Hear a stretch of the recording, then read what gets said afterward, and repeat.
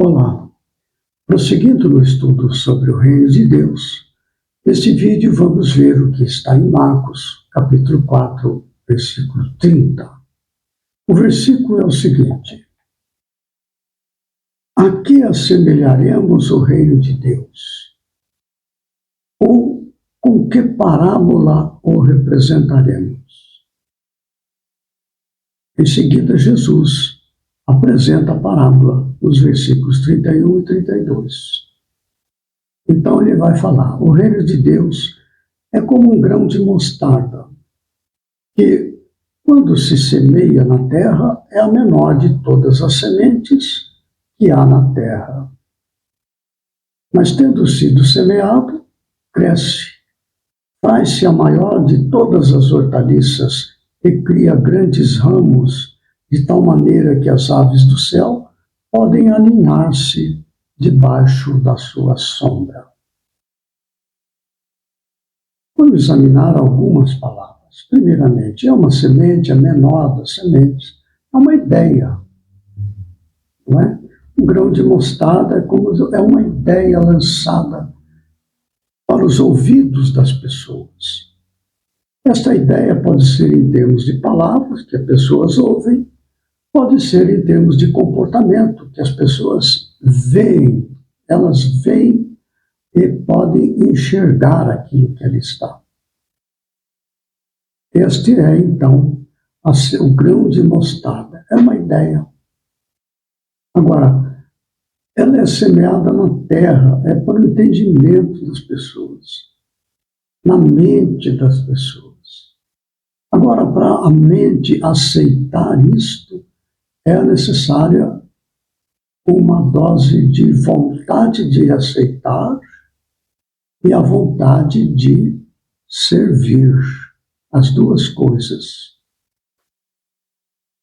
Tendo sido semeado, essa questão de tendo sido semeado, quando se lança a semente, ela pode germinar ou não.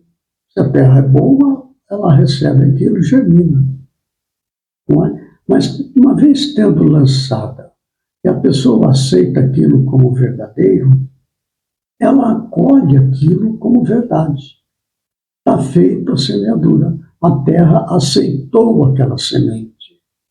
A partir daí, ela tende a crescer. Então, veja, a semeadura, ela se faz através de uma energia do semeador, que é a vontade de servir. Isto é amor.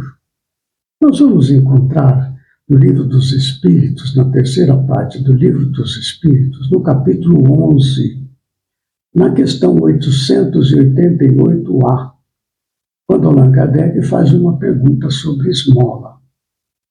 Quem responde é São Vicente de Paulo. Em uma certa altura da resposta, ele fala assim: amai-vos uns aos outros, eis toda a lei. Lei divina, mediante a qual governa Deus os mundos. Deus está dentro de nós. É dentro de tudo que existe. Deus está presente em todos nós. Não é? Aí ele prossegue, o São Vicente de Paulo, a respeito deste entendimento.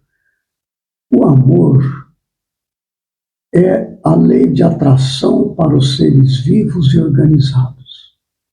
Então, quando Jesus apresentava o seu evangelho, aquilo tinha uma força poderosa por causa da intensidade, da amplitude do amor que emana de Jesus, atraindo as pessoas, predispondo as pessoas a receber as sementes, as ideias do evangelho. Aquela força, uma força divina. O amor é lei de atração para os seres vivos e organizados. Então, mediante a qual governa Deus os mundos, Deus que está em nós governa o nosso mundo interior. Então, aí está a força que leva a semear. A semeadura está feita. A partir daí, o que acontece?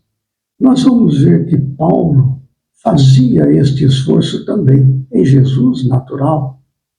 Agora veja como Paulo se empenhava para transmitir, para semear os ensinos do Evangelho. Ele fala assim: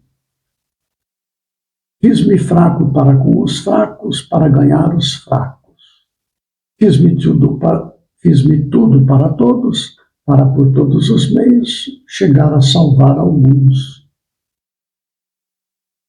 Olha o empenho disso, a dedicação de Paulo para semear é uma forma de amor. Então, ali está ele fazendo vibrar no coração das pessoas o Deus que há nas pessoas, através deste empenho amoroso de Paulo.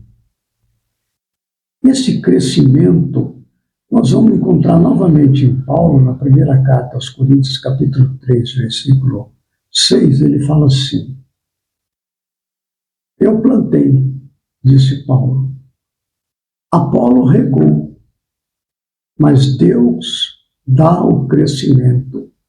Então é Deus que há em nós que faz aquela semente que foi acolhida crescer no íntimo das pessoas, a tal ponto que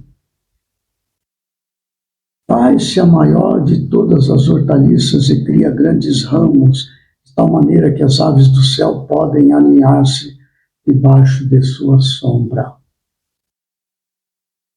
Nós vamos lembrar que esta questão também da semeadura, alguns exemplos interessantes.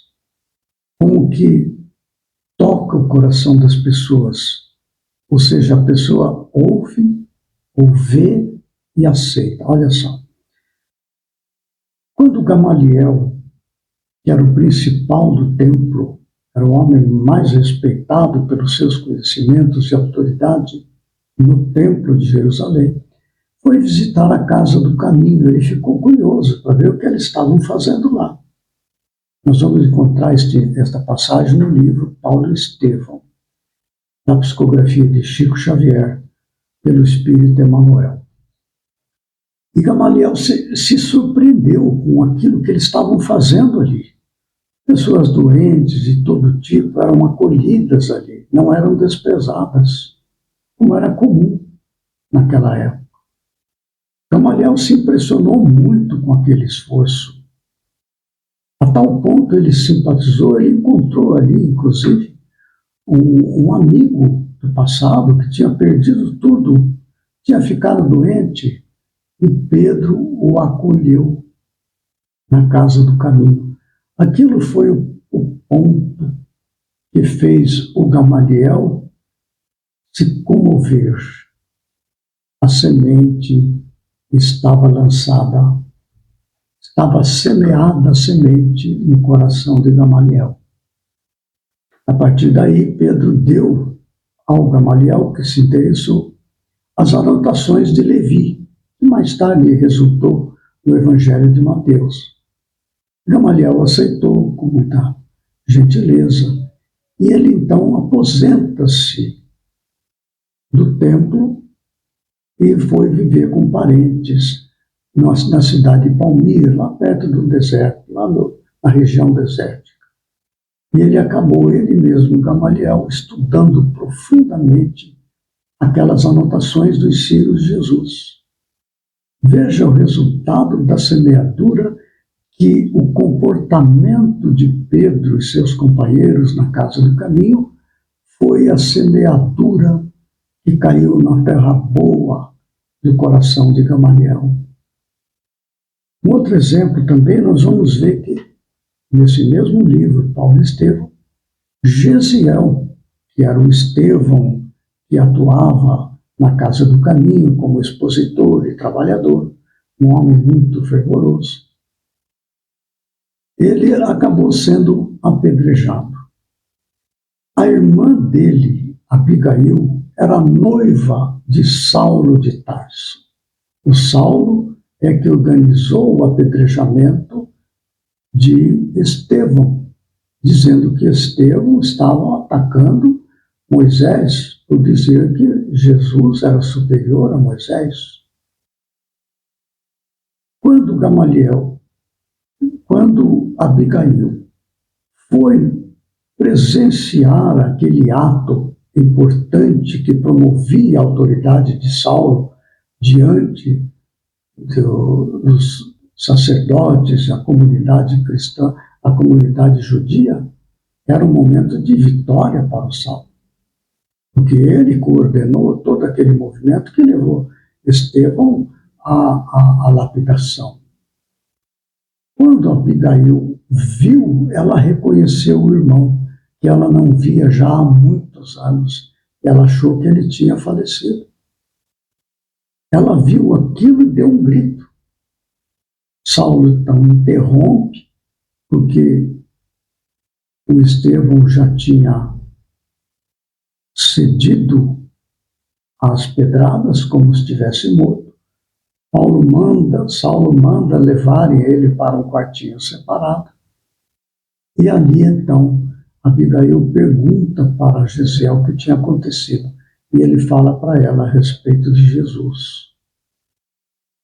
A partir deste momento, Abigail se transforma, aceitando o Evangelho de Jesus. E depois foi orientada exatamente por Ananias, que era um cristão importante, que passou pela casa onde ela estava residindo, na estrada de Jope, e ensinou para ela a respeito do Evangelho. A partir daquele momento do apedrejamento, o Saulo não falou mais com Abigail, e ela se transformou numa cristã. São momentos preciosos que dizem respeito à semeadura. É claro que são exemplos grandiosos, poderosos. Há exemplos muito mais simples, evidentemente. Ali diz assim também: cria grandes ramos de tal maneira que as aves do céu podem aninhar-se debaixo da sua sombra. As pessoas que se transformam, tendo sido semeado no terreno do seu coração, acolhido aquela ideia, aquela semente germina e cresce em fé, em determinação, em obras, em palavras. É só ver o exemplo dos apóstolos que fundaram igrejas por toda a Ásia, por todo o Ocidente. Paulo de Tarso, ele implantou inúmeras igrejas entre os gentios, e os cristãos dessas igrejas recebiam as cartas de Paulo, orientando as igrejas, como que diz ali: as aves do céu podem aninhar-se debaixo da sua sombra. Olha que grandioso tudo isso aqui, pelo processo divino que há no coração humano. Deus está em nós e proporciona o crescimento das ideias divinas, transformando-nos para semeadores. Recebemos a semente, ela cresce e nos tornamos semeadores. Podemos semear dentro do nosso lar, na comunidade onde trabalhamos e vivemos, por toda parte, através de nossa palavra e de nossa conduta. Aí está. No próximo vídeo, prosseguiremos com esta ideia. Reino de Deus, que está dentro de nós para ser despertado, como a semente que cai na terra boa da nossa intenção íntima, acolhendo as ideias boas, proporcionando o crescimento da presença de Deus nas nossas palavras, pensamentos e atitudes. No próximo vídeo, nós vamos prosseguir o estudo sobre o Reino de Deus em Marcos capítulo 9, versículo 47. Até lá, que Jesus nos ampare e fortaleça.